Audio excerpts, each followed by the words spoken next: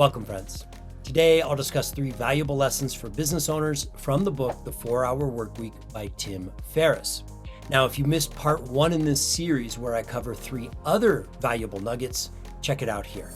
My name is Lucas, and if you're tired of doing finances from a place of lack and survival, you're in the right place. If you're not familiar, The 4-Hour Workweek is sort of like a guidebook.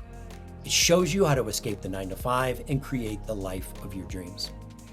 Now, it's loaded with a ton of fantastic ideas that I've been using for years, and I think that it can open up a world of possibilities for you. So, let's get to it. To put it very simply, Parkinson's law states that the less time we have to do something, the more focused and effective we are at getting it done. As Tim points out, if I give you 24 hours to complete a project, the time pressure forces you to focus on execution, and you have no choice but to only do the bare essentials. If I give you a week to complete that same task, it's 6 days of making a mountain out of a molehill.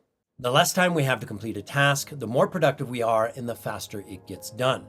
So let's look at email as an example. Before applying Parkinson's law, I used to respond to emails at all times of the day. Problem was, I couldn't get anything else done because I would get pulled into this rabbit hole of answering emails. So I experimented. I reduced my response time to 1 hour mid-morning and 1 hour in the afternoon.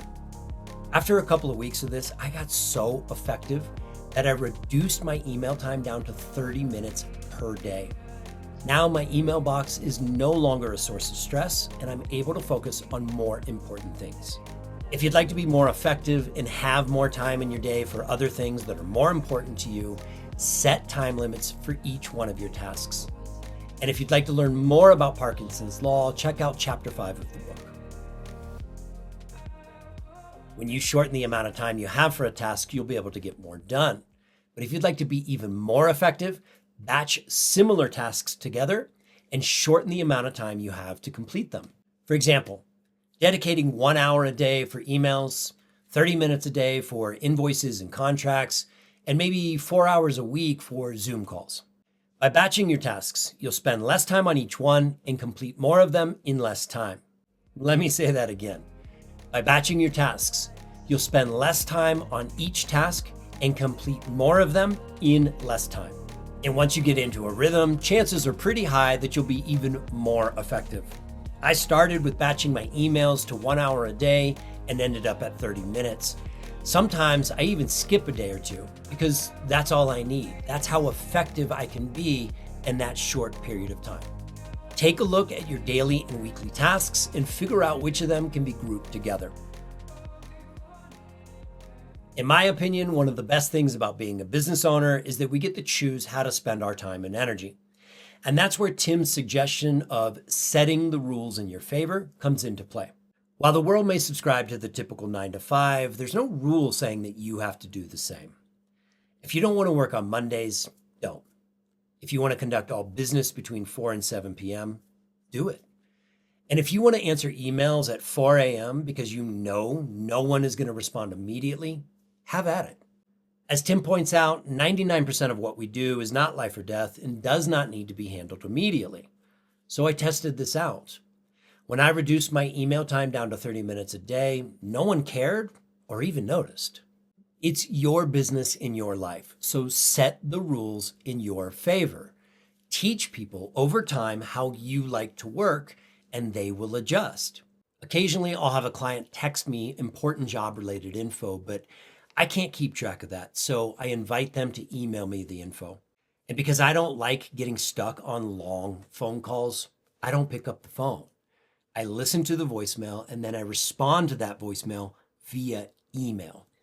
Eventually, over time, I teach that person that I'm not going to pick up the phone. At first, I was nervous to do this because I assumed that people would react poorly because they couldn't get a hold of me, but nobody cared. Nobody noticed. All those assumptions were just stories in my head. If you feel like there's not enough time in your day or you're always stressed and overwhelmed, I highly recommend reading The 4-Hour Workweek by Tim Ferriss, especially chapters 5 through 7. It's loaded with a ton of valuable tips and perspectives. As we wrap up, I invite you to try 3 things. Number 1, test Parkinson's law. Give yourself less time to do each one of your tasks. Number 2, batch all of your tasks. And number 3, set the rules in your favor.